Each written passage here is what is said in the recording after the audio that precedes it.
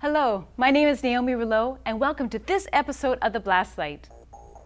For the last 30 years, Vancouver has been an epicenter for the game design artists and other creative startup companies. But recently, a lack of tax incentives in the gaming industry has caused more and more talent to leave the Lower Mainland.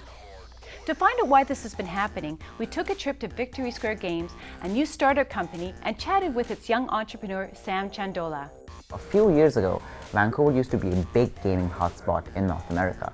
Unfortunately, over the last couple of years, since the tax credits moved away, a lot of these big studios started to close shop here in Vancouver, and they either moved back east or they went to the States. So suddenly we saw all these big studios who were employing so many people close up shop and leave, which means that 300, 400, 500 people suddenly became jobless. And then what we saw was all of a sudden all these unemployed developers started becoming mini entrepreneurs in their own rights, and they started working on their own small project. Now these people do not necessarily have the same business expertise, but they do have the right creative expertise. And on the flip side, it's a lot of people who are taking control of their own IP.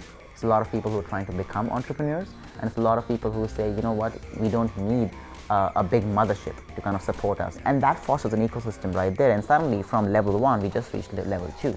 And now that we know, hey, here are the two companies that actually, prove something, they have a revenue model, now they can go and they can attract investors. And then we have foreign money flowing into Vancouver. And that affects the Vancouver creative ecosystem and financial ecosystem as well, right? We sat down with veteran game designer Ian Christie to shed more light on this issue. The tax incentive is, on a larger sense, it's almost a race to the bottom, because what it allows, on a very broad sense, is that companies can operate at margins that are beyond what they could operate at if they were relying on being profitable. What happens then is you're able to basically grow your game and expand and build something that, if it were being funded on itself by being profitable, it wouldn't be sustainable.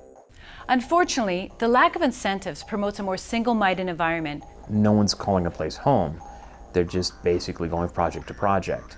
And that creates a very strange sort of mercenary contract mentality that really breaks up people. You get a different quality of work from people that work together over multiple projects. If you're just constantly jumping from project to project, well, you might learn a lot because you're constantly in the fire. You're not sharing that, and it's not nurturing or building community in any way because you're just hopping projects. We looked at what some industry professionals suggested to create a more nurturing community. Vancouver, like any tech town, needs a great ecosystem in order to kind of get to the next level. In the past, we used to have these huge big studios that were employing a lot of people. Things have changed now. We don't have those big studios anymore. We have many small studios. It's more of a grassroots movement. And now we need to find a way to kind of build that ecosystem from the ground up. Essentially, what we're looking for is incentives to young entrepreneurs who are willing to take risks, who are willing to go above and beyond the call of duty. It's giving young, fresh graduates a chance to try out their first idea. Yes, people are leaving this town. Yes, there are no opportunities.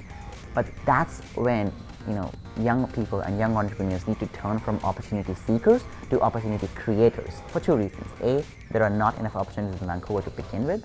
B, if you can become an opportunity creator, you are positioned at a strategic point where a lot of people would be willing to support you and invest in you, because then you can do things that a lot of other people are not being able to do at this point of time.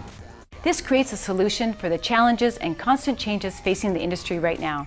For young talent that's trying to get in, conflict is actually sort of the best time, because you can actually start building things and establishing yourself on your own reputation.